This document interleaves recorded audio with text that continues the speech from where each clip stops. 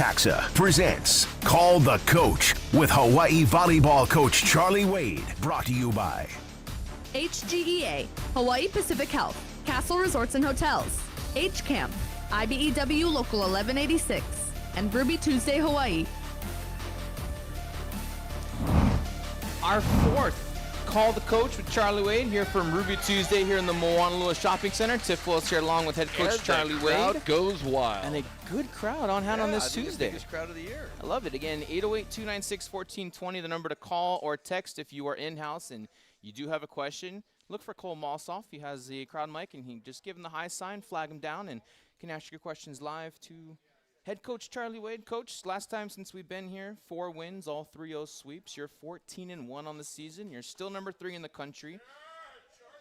What are your thoughts on the performance? How has the team been in your eyes? First, I'm a little distracted. What is? I was smelling something. Somebody's cooking something. I think that's here the that prime smells. rib that is no longer available. Well, how can we smell it like Everyone that? has it on their table. It smells really good. Anyway, sorry. Squirrel. I guess I'm hungry. You're hungry. We all are hungry, yes. What was the question? The first question was, since the last time we've been here, 4 wins, all 3-0 sweeps. You're 3rd in the country, 14-1 overall. Just kind of where you see the team at this point in the season.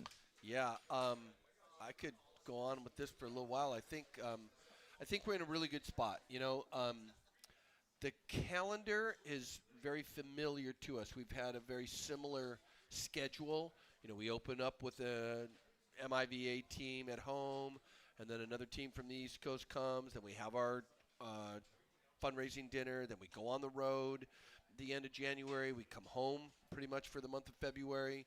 Maybe play one MPSF team that's pretty good in that stretch, and then some other teams that we got to kind of educate people on who they are and where they're from.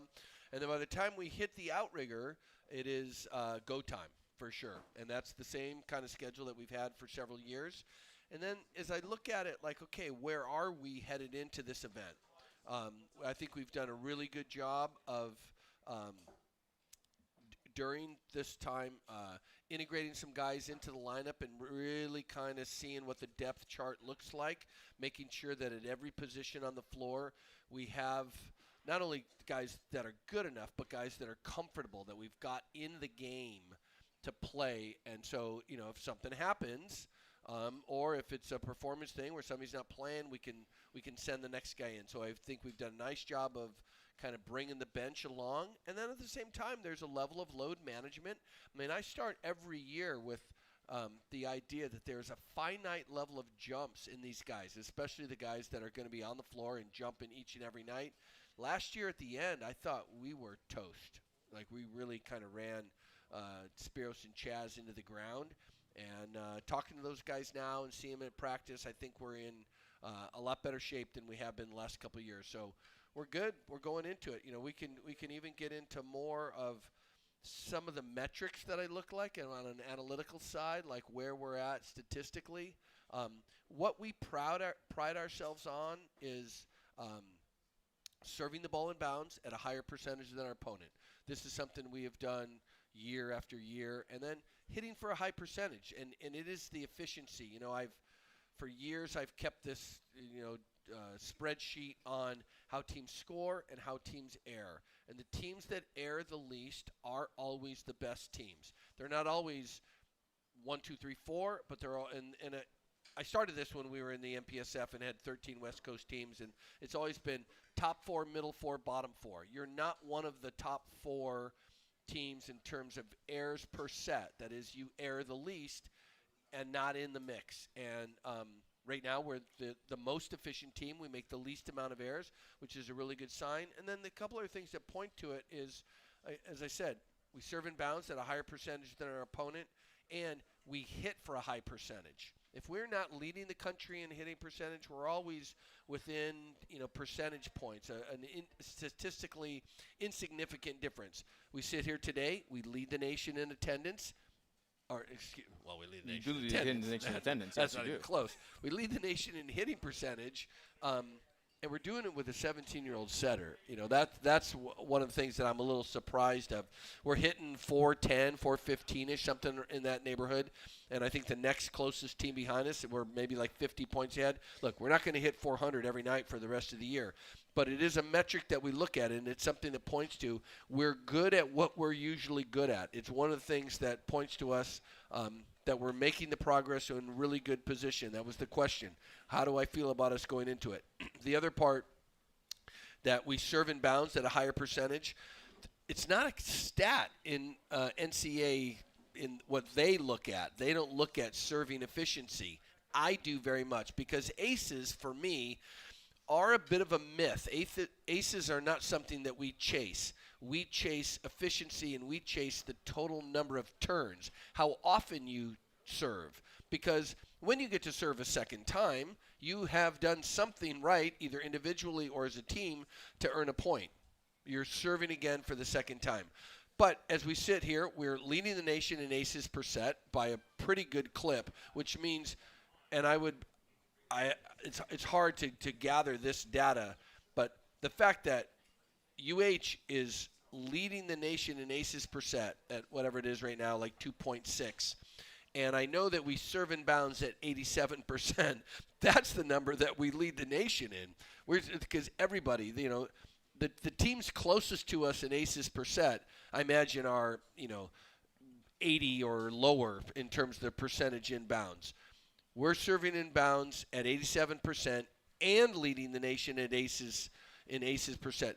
Those are the metrics for me that look at, like, we're in really good shape. We've taken care of the load management. We've developed the bench. We're leading. We're where we need to be. And not only are we decent, we are leading the country in some of the categories. It doesn't mean that we're going to get 400 the rest of the year. It doesn't mean we're going to rack up a bunch of aces. But all signs point to us being pretty good going forward. So to answer the question, yep, I feel pretty good. It sounds pretty good. And you mentioned the term load management, and we've heard that the last couple of years. But for guys What's with the little robot that just rolled out here too? What is that? Like that? I've never seen that before. We got to come more often. We got, like, you got to tip the robot when they bring your food out? Like.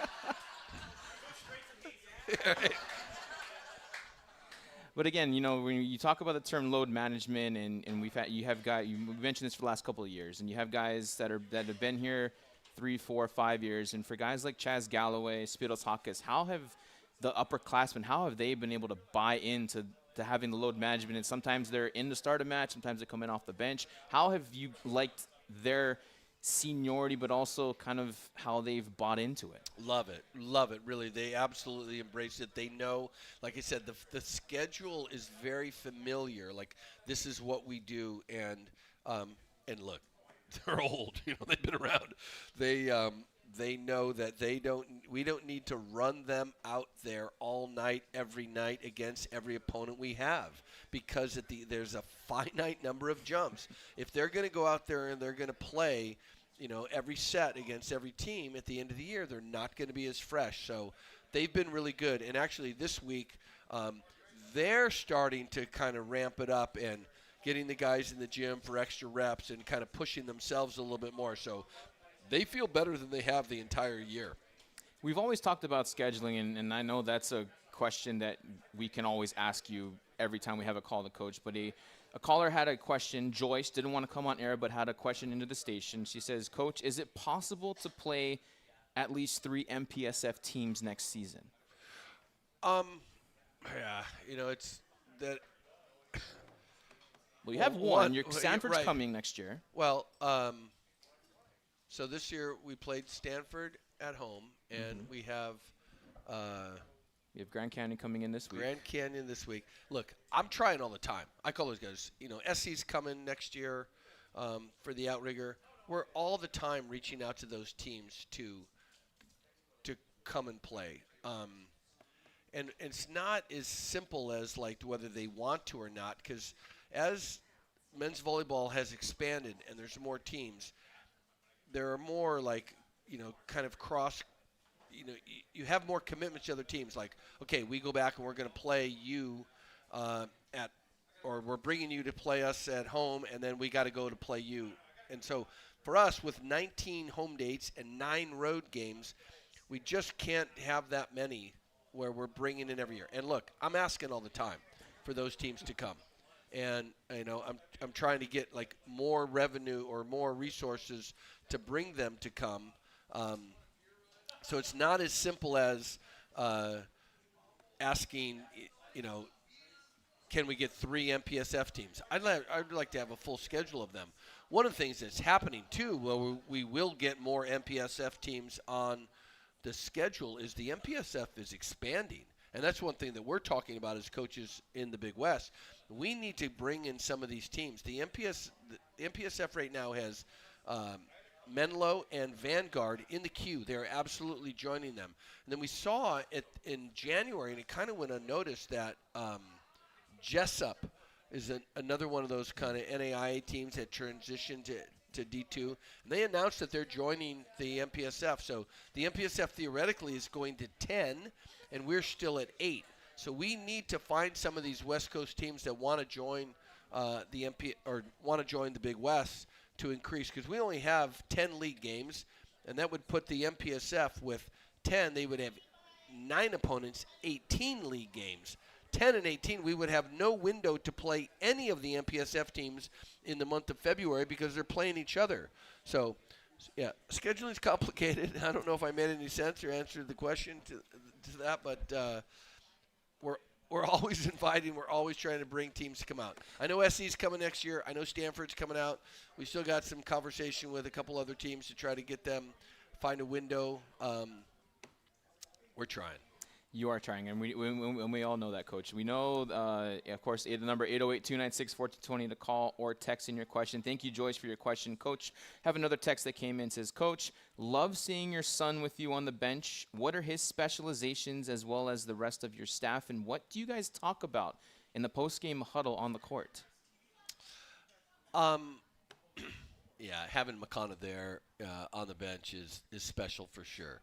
He and I have spent uncountable hours like out walking the dogs at night. He was always the guy that would rally and come. Kainoa, maybe not so much if he got home from a game and didn't want to. But Makana's been always interested in kind of picking my brain about stuff.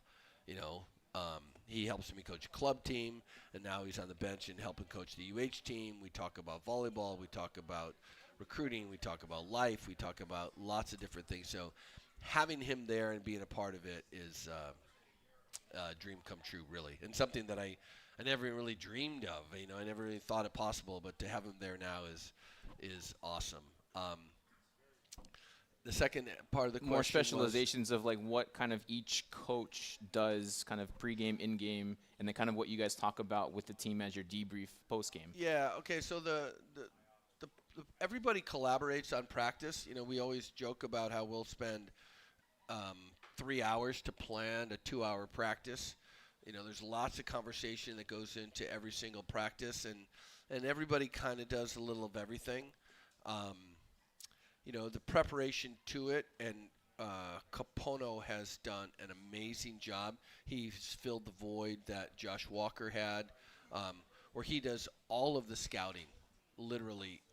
We all watch film, and we talk about it, and it's somewhat collaborative, but Capono's the guy that's really doing logging all the hours and watching the film and doing the logistics of getting it into a form that we can digest it, whether that's on film or in a PDF or a Word document, however and our scouting reports have multiple pages of information to it, especially heading into a week like this. So Capono does a ton of that kind of stuff. He spends a lot of hours doing it. And then the post-game, this is something, and I think I've said this before, where, I've had kids play a lot of youth sports, and that post-game debrief, like in baseball, it would be like I'm not just picking on the baseball coaches, but it was where the game ends in your little league, and they go around, and same things happen in high school, and where all the coaches going to have their kind of couple minutes to talk. Well, a couple minutes turns into 5 minutes or 10 minutes, and nobody has that kind of attention span. So the post-game debrief, and we used to do it in the locker room. We don't even do it in the locker room. What you see on the floor, that's it. And that really is just very quick, very brief. Try to highlight a couple things that went well. Really not trying to dwell on anything. I don't want to be really critical unless I've had a time to watch some film and make sure that what I'm saying is not only relevant but statistically relevant. Okay, I saw it, you made a mistake, but in terms of things where it's like, it really statistically wasn't really a big deal. And then it's just the end of it is just the logistics going forward. Are we practicing tomorrow? Do we have another game? What's the next time? When am I going to see you again? What are the logistics of us moving forward? So that's something that we've moved from any kind of post-game debrief in the locker room to let's do it right here on the floor right now. We know we got a lot of people in the stands that want to say hi and appreciate the boys and whether it's taking a selfie or give them a lei or whatever it is. Let's wrap this up and let's let them go ahead and spend the time with their fans. More coming up from Ruby Tuesday here in the Moanalua Shopping Center. Your calls, your texts, more volleyball talk with Coach Charlie Wade in a couple of minutes right here on ESPN Honolulu.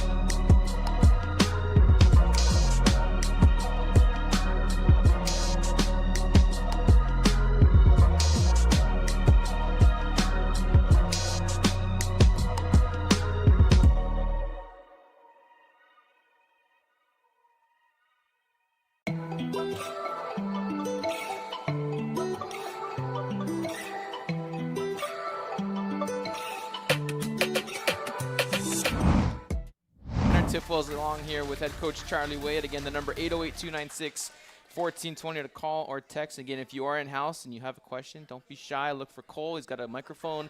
Give him the high side, flag him down, and you can ask your question live to head coach Charlie Wade from Ruby Tuesday. Crowd goes wild. Again, talked about the serving. One of the top teams. In fact, you guys are the top serving team in the country.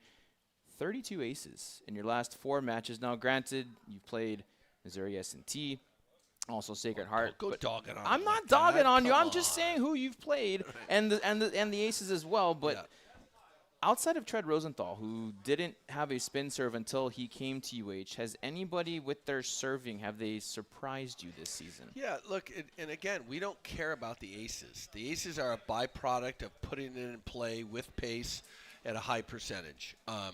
Kurt Nursterer, or however you say that. Yes. Yeah, Kurt, number 8. He's putting it in play at, like, again, over 90%. He's going as a middle, the guy that's going back there and cracking it, and it's pretty reliable. And anymore, you notice that I'm not really pulling the serving sub because his is reliable late. I don't As a middle. Middles can serve. Well, and he's cracking and spinning it, and he's 90+%. He's point scoring at over 50%. So, that's something we're going to let him go out there and continue to do that. And Alakai Todd is serving in bounds at a really high percentage. And that's the stuff that I like. I'm not really looking for in that moment, like the spectacular TikTok video kind of thing. I want reliability. I want to know you're going to go back and you're going to put it in play. And if we defend well, you're going to get another chance.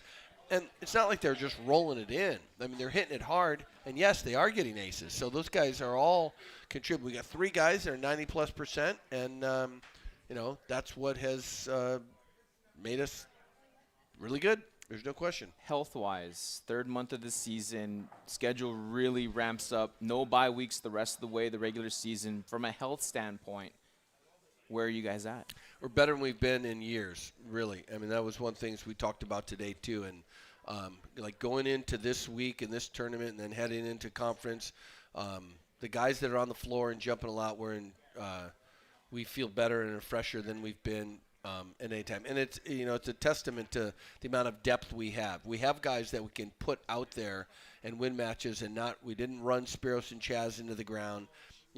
Guillermo has not had to play the entire time.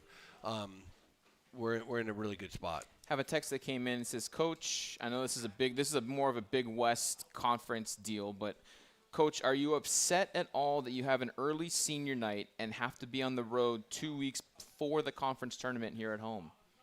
Yeah, I don't know. I mean, the conference schedule is what it is. We're working on it. We're talking on it. We'd really like I said, to expand the conference, and at the end of it, the conference tournament is here, and that ultimately is what matters. The regular season conference is really just for seeding. Everybody makes it, and you're jockeying for position in terms of the seeding going into it, and then the Big West Championship is going to be back here in April. We've mentioned Trent Rosenthal. He, again, deserves another round of applause. 2 consecutive weeks, Big West Conference Freshman of the Week. That's his 5th award this season. Yeah, I can't imagine how he is not a front-runner for National Freshman of the Year. Again, he's leading the nation. His team is leading the nation in hitting percentage. He's in the top 10 in aces per set for a guy that's only been jump saver in 6 months, and he serves and bounds at a really high percentage. He does a lot of stuff on the floor. He is a special talent, no doubt. When you have your conversations with him, even though he's a 17-year-old, he has been in the USA pipeline. What are you wanting to see him do better in this back half of the schedule? Yeah, I mean, it's some of it's the matchup. Looking at the teams that he played on and how he ran the offense, he was really kind of outside hitter dominant, and he relied on them. He said a lot outside and the ball out of the back row in area 6 a lot. So really trying to get him to establish the middle, not only run the middle, but establish the middle before he starts setting the back row ball, and then the location to the ball to the left side. We want it higher. It doesn't mean slower. You can still run it fast, but you want it higher and closer to the net because our guys can go up top of the antenna. We want to be aggressive. We want to initiate contact. So we want the ball high and close to the net. And then, he's been really good on the back set. He just has. I mean, Alakai, that's much more kind of simple, right? Alakai is a guy that's got this – he's a big guy with a big, long approach. So let's just air it out and give him as much time as he needs to get his feet to it and hit it high and hard.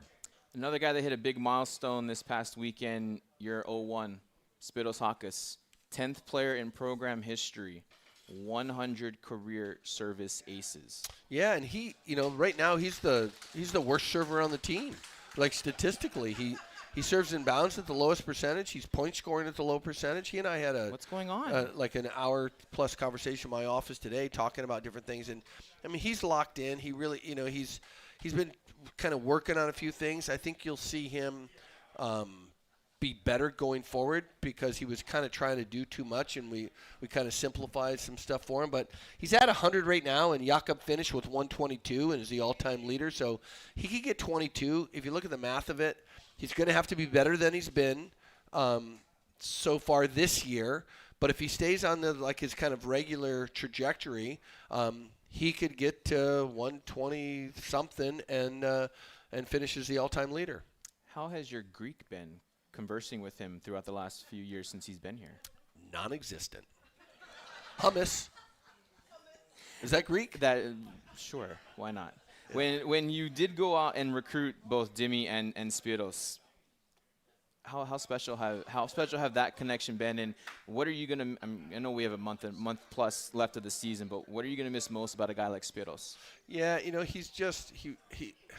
Look, it's a mature adult professional. I love guys. And that's something that we talk about when we bring guys here.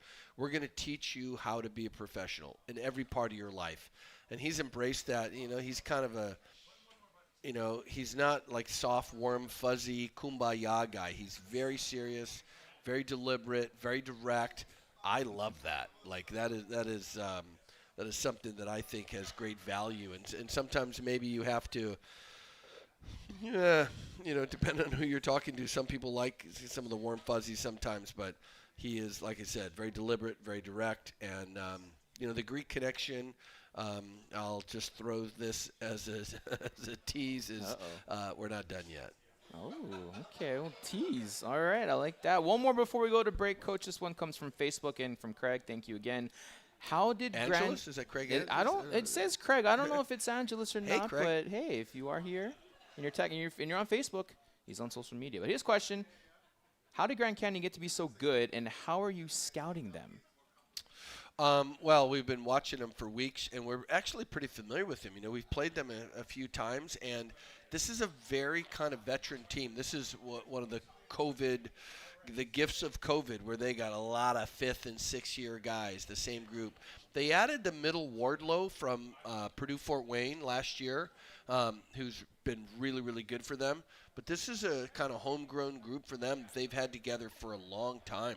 And we have access to a server called Volleymetrics that we get every game of every team literally anywhere in the world. So we're watching anything that we really want to. In terms of your opponents on the collegiate level, there's no excuse not to know everything about what they're doing, because we literally can watch every attack attempt, every service attempt from every player on every team that we play against. Again, thank you for that question, Craig, on Facebook. We'll get to more of the text, calls, and questions coming up after this. You're listening to Head Coach Charlie Wade here, the Call the Coach from Ruby 2's in the Moanalua Shopping Center on ESPN Honolulu. If you enjoy having a 40-hour work week,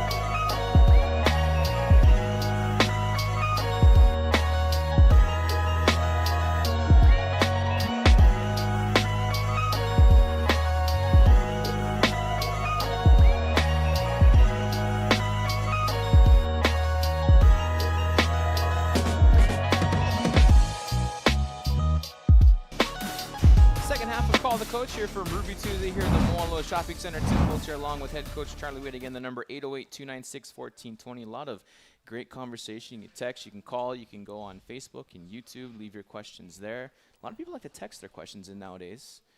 For Coach, again, Thursday, Friday, Sunday, the 28th Outrigger Volleyball Invitational, number 14, Lewis, top-ranked Grand Canyon, who could possibly be undefeated coming into that Friday match. UC Irvine might have a word or two about that. And, of course, you take on UC Irvine on Sunday to wrap up the tournament. But, again, a field, 3 top 5 teams, and another top 15 team in Lewis. Did it just kind of sort of work out that another very tough field for the Outrigger this year? Well, it's certainly not coincidence. And it's something that we really tried to make happen. And next year, I'm not sure we're locked in. I'm pretty sure it's Penn State, SC, Loyola are the teams that we're actively involved with. I think 2 of the 3 are locked in. Then the third one's pretty close. We're still waiting on some scheduling stuff.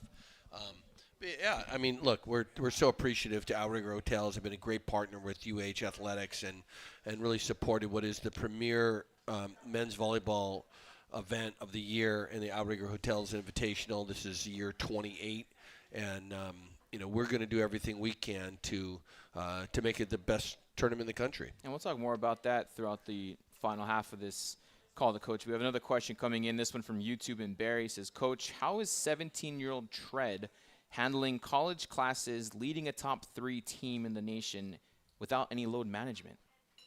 Yeah, I mean, we've got a little, but, it's something that I've said going into this, that historically a freshman who is playing a lot, there's always a time kind of in late January, early February, and I can't rule out March, but here we are almost in the middle of March, where they hit the wall. Like, their body's yelling at them. It's the travel, it's the school, it's the training, it's the level of competition, where they get sick, they get hurt, or they just play junk. They're just a mess.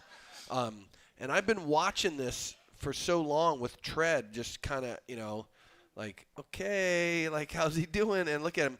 And I've decided that he probably is sick or tired or hurt. He just ain't going to admit it and ain't going to show it, and he's just going to keep grinding. We'll look at it going forward, but it's really been impressive, and we've seen this from every guy that we've had in the lineup as a freshman that's come and played a lot has kind of gone through this. And I said it coming into the year, and I'm kind of keeping an eye on it, but it's certainly impressive what he's been able to do. Again, the number 808-296-1420 to call or text. Coach, we've been talking about the Outrigger Volleyball Invitational and kind of 3 different teams, but sort of 3 different brands of volleyball. Lewis kind of believes in what UCLA does, and we're just going to serve, and if it's an ace or an error, we don't care. We're just going to try and put pressure from the service line. Of course, we know about Grand Canyon, kind of a quicker, smaller offense, very experienced group. Day off on Saturday, and then you face a UC Irvine team who you're pretty familiar with to wrap up the tournament. So kind of 3 different styles, 3 different teams in the 4-day tournament. Yeah, I mean, look, at the end, they're all the same because they're all really good. You know what I mean? You're going to have to first ball side out at a really high level, and then you're going to have to put service pressure on and play defense and transition score. And, I mean, that's at the end of it. These are really good teams. And like I said, you look at the event last year, nobody went undefeated. I mean, I think when you put together this kind of field, it's not likely that somebody's going to come out of here 3-0, and if they do, they're really good. Like, that kind of separates you from the field. And then, you look at it like, okay, of these 4 teams, I think all 4 teams realistically think they have a chance to make it into May and compete for a national championship. And this gives you a little bit of an idea where you are. And I don't think because it's in the middle of March that even if you don't have a good weekend, you get an idea where you are, and you get a chance to go back and try to fix some of the things that kept you from having the success you needed in this kind of event and will propel you into the national championship tournament. For us on radio, we'll have all 3 matches on ESPN Honolulu. Of course, Spectrum Sports will have all 3 of the UH matches as well. But there have been some rumblings on social media. No, you're not active on it at all. None of the apps, although you did talk about TikTok about 20 minutes ago. But when you look at when we've seen some of the outcry from more so people on the continent asking why aren't the non-UH matches on TV? When you hear when you hear something like that, what is your response? Well, I mean, like I said, laugh out loud. Like, in what world do you live in where the home team is supposed to like produce and put out matches that they're not playing in? Like, I really don't understand it. Like, where is this a thing where, we always go on the road and all our matches get put on TV? Like, we're the only ones that put all of our games on TV. So that part of like, well, the games we're not playing and now all of a sudden are supposed to be on TV. And look, the schedule's been out for months and months and months. If any of those teams that are playing each other and they're not in a non-UAS match, and it was really important to you to get it to be on TV for your fans, you've had lots of opportunity to do that. You could reach out to Spectrum. You could send your own TV people. When we, like a few years ago when we went down to Texas and we played in a tournament and Spectrum came and we put them on TV. When we go to the NC2A tournament and we're playing in a quarterfinal game that the NCAA is not producing, what do? We send our TV people. We put it on TV. We go to the Big West tournament and it's not like we take care of it. So the whole idea, just really say that out loud. Like, when we go play you have to spend all this time and money to put us on TV so our people can stay home. If you want to come watch the match, you can buy a ticket and walk in the door and watch it live. Or you can convince your administration and your school that it's really important that our people see this and do the necessary steps to put it on TV. But somehow making it that like we're not fulfilling some sort of obligation is just bizarre to me. Like, no, that's not how this works. First opponent on Thursday, you guys take on the Lewis Flyers, of course. Kevin Calling, former Flyer, 88 starts for him in his career at Lewis. Has he given a scouting report yet, or will he be part of the scout? I walked over to Capono today. I said, "Have you talked to Kevin about the scouting report?" Like, get a little. He said, "Yeah, like we've talked. He gave a little intel, but look, it's a totally different team, and Kevin might have some inside stuff on tendencies on guys that are there, and Kevin has been such a great part of our program this year. We're stoked for him to be there, and I know he wants to play. I know he wants to get out there and be on the floor against them, but moreover, I know he wants to see the team win." There's been a lot of talk, of course, with Grand Canyon coming out. They'll be the second opponent on Friday, undefeated, the only undefeated team in Division I, Division II. UC Irvine might have a say in that on Thursday, but how can the team stay focused with the number one team in the country being that second opponent when you have a top 15 team as your first opponent on Thursday in Lewis? Yeah, I mean, that's just, look, we do this all the time. And you can say the same thing like, we got Long Beach next week. You can't look forward, right? We got Lewis on Thursday night, and we got to put all of our time and energy into getting ready for them. And then play Grand Canyon on Friday, and then Irvine on Saturday, and then we go on the road next week against a really good Long Beach team on the road. And from here on out, it's just like that. You can't be looking ahead too far. You got to stay focused on the next opponent. You've talked about load management. We've seen many different lineups, many different starting combinations. Pretty cool moment this past Sunday against Sacred Heart when you brought out Zach Thompson. Except for when he dissed us and just ran by us and never didn't give us any love. No, we joked about that in the post-game press conference. Zach's been great. He's worked really hard the whole year. He's got a live arm, and he gets up and he can hit it fast. And I wanted Tread to really focus on kind of running the middle more and giving him a guy that's got a faster arm. And he did. You saw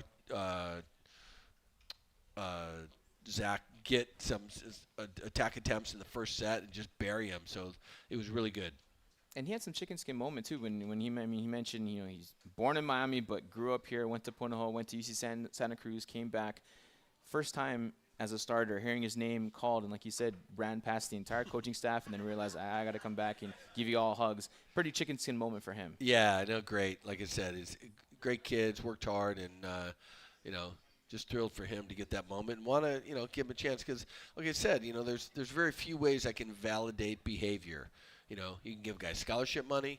You can take guys on the road. You can write their number in the lineup and put them in the game. And putting them in kind of junk time in the third set against whatever is, okay, they appreciate it. But starting them, give them a start, in the Stan Sheriff Center. It's a special moment for sure. You mentioned the middles, and of course, we all know about Guilherme Voss, but how about him on Sunday? 10 kills, 12 errorless swings. Was there more of an emphasis that second night to set the middle, or was it just more of the passes were a little bit better on serve receive? Yeah, no, we've been, wanting Tread, like I said, to get and establish the middle early every single time. Guilherme has proven himself, first team All-American and one of the best middles in the country, and we want to make sure that we get him involved early and often.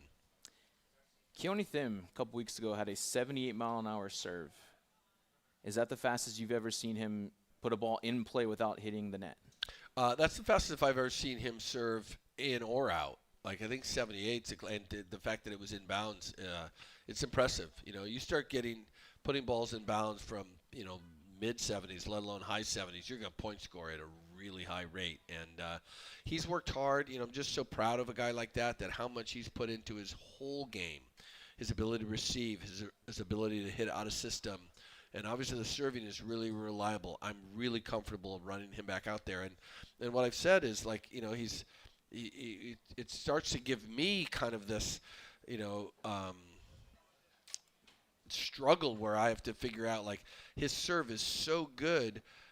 Do I have to take one of the other outside hitters out and put him in there to get him 3 service turns a set?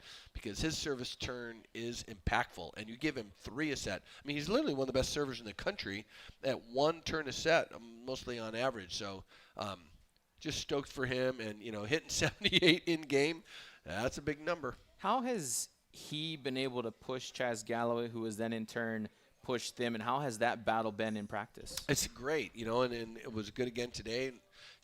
They both can do things that the other guy can't.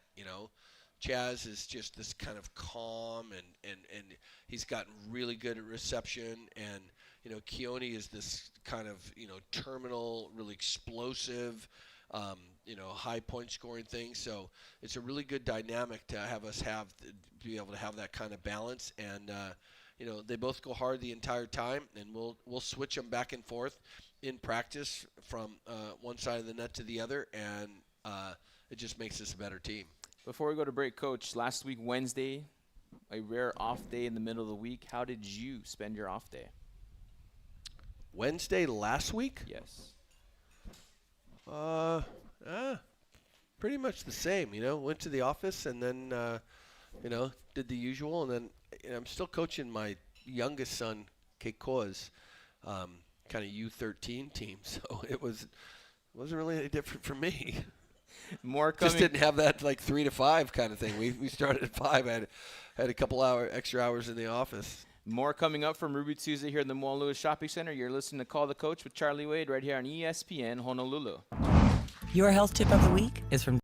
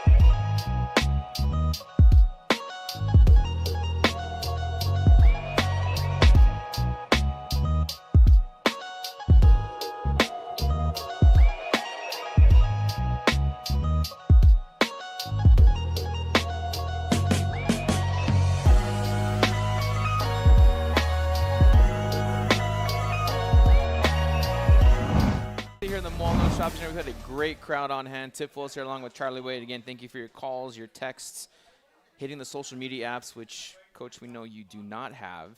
Again, this week, Thursday, Friday, Sunday, Lewis, Grand Canyon, UC Irvine. And with UC Irvine, of course, the All-American, your former libero, Brett Stewart, coming back with UC Irvine. But a pretty cool moment that you folks are going to be doing, Military Appreciation Night on Sunday. And you talked about the alternate jerseys that we'll be seeing throughout the rest of the regular season and some military-inspired jerseys for that Sunday match. Yeah, this is a design that Adidas came up with, and they've done it in the NHL, and they've done it for various collegiate teams. We're the first volleyball team that they've done it for. They've done it for mostly football and basketball, but like I said, they've done it for in the NHL. They've done it in the NBA, and it was something that they brought to us, and obviously, our military, we can't have enough respect for what they do and putting their lives on the line for our freedom and our safety. And in our community, there's a large military presence, and just want to show the respect that they deserve. There's been some talk as well with the uniforms, especially more so with the shorts. Could Adidas maybe work on like a floral print design or something as opposed to just like straight black shorts or straight white or straight green? Yeah, that's always something. I don't know if we have coordinated the top and the bottom for some of the other designs. I know there's 2 more designs coming, but I don't know if we have matched up the top and the bottom. But it certainly is possible. And I've been saying too, I think Aleo should wear that retro jersey. He should wear that any time that if we're wearing the dark, he should wear that as the light. Yeah. Make that his ring. Make that the regular white jersey for your libero, right? Again, we mentioned the tournament Thursday, Friday, Sunday. Do you see pros? Do you see cons with having a day off in between that second match and third match? It depends how banged up you are. Like, we feel pretty good right now, and we're at home. I'd rather just play 3 straight days. It's just. I hesitate to use the word frustrating, but here we are in the middle of March, and we've not had a Saturday night home game the entire season. We won't until we play the last 2 weeks of the regular season. And I put that more back on the Big West, that they have to acknowledge that they actually sponsor men's volleyball and clear the schedule, because this thing where they have Thursday, Saturday, basketball gets literally every weekend starting in January all the way through.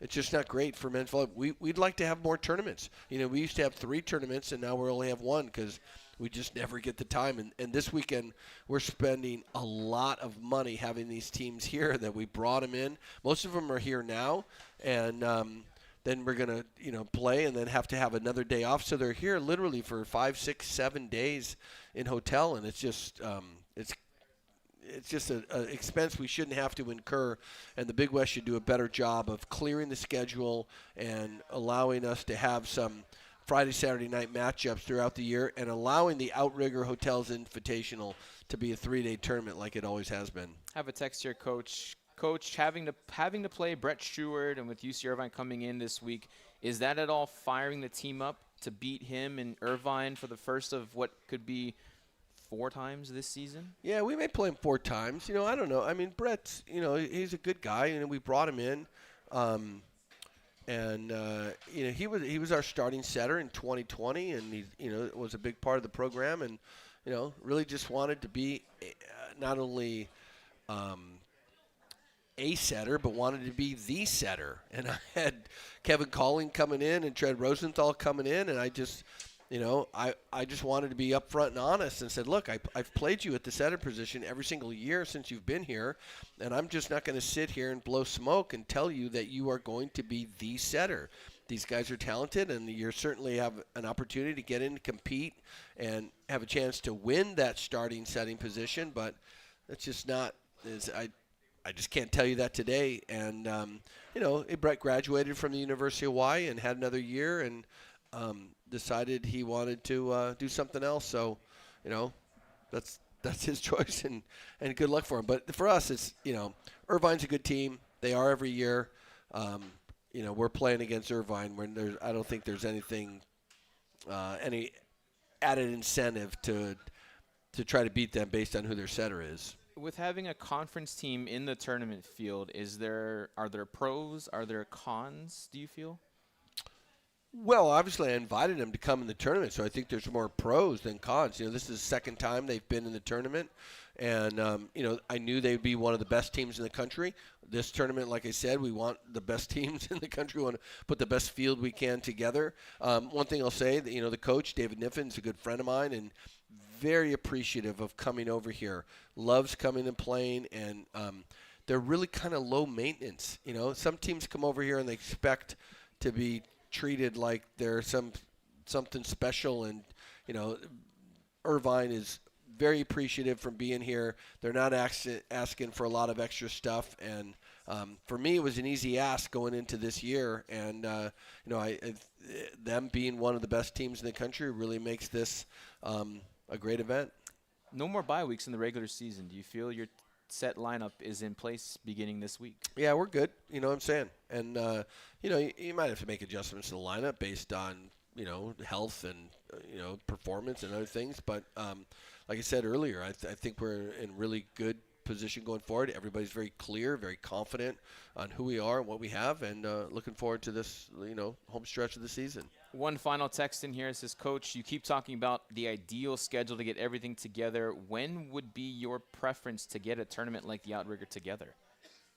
In terms of the schedule, where would you like it, in the middle, the beginning? Yeah, we did it. Historically, for a long time, it was early, and then we moved it to March to get out of the way of basketball, ironically. And then basketball freaking added 2 teams to the Big West, and they pushed the thing back. So we're actually interrupted by basketball this week. And like I said, I'm disappointed in the Big West that they just pushed this thing out so far. But I talked to Outrigger Hotels. Like, they're a lot more interested in giving free hotel room nights in March than they are in the first week of January, because it's still a high tourist spot, and those are top dollar hotel rooms. So it turns out it's kind of a win-win to have it into March. And hopefully the Big West will address the schedule and give us a week where it's like, okay, you guys got this, and it's a wide open weekend to run a great event. About a minute and a half left, Coach. I know there was one thing that was on your mind that you wanted to also give a shout out to. Yeah, I wanted to give a shout out to Kelly Taney is here tonight. Her husband Milton passed this week, and Milton was a great friend and just a good friend of the program. And I just want to give our thoughts and prayers out to the Taney Ohana, and yeah, I see B clapping. How about a nice round of applause for Milton Taney? Was a great guy. We're all going to miss him a lot. Big booster, big fan. We saw him in the crowd all the time. Again, you mentioned the family as well, but that's a situation that you want to have him around as long as you can, right? Yeah, and look, I mean, our success right now, like I've said so many times, is so much a part of the support we get from our fans. It's something that we never take for granted, and we're very appreciative of. And a guy like Milton was just a great fan and always there for us, as so many people are here. And it really gives us an opportunity to reflect too. That people show up to the games and they're all smiling and clapping and they're cheering and stuff. But everybody's got stuff going on in their lives that maybe he's not that happy, maybe he's not that great, and UH men's volleyball gives us all that opportunity to really, focus on something that can distract us from the kind of the hardcore things going on in our life. So that's something that I'm really appreciative of the support we get, and I'm really proud that we can offer the community something to give them a little escape, to give them something to be proud of, and hopefully that it's something we can continue to put a product on the floor that people will be proud of and come out and support. Next call to Coach, March 26th. But, Coach, we will see you at Simplify Arena Stand Sheriff Center this Thursday as the 20th Outrigger Volleyball Invitational takes place against Lewis. We'll see you on Thursday. Yes, we will. Aloha. Come on out. For Coach Wade, for myself, Tiff Walls, for all of us here at ESPN Honolulu, thank you for joining us here on Call the Coach with Charlie Wade.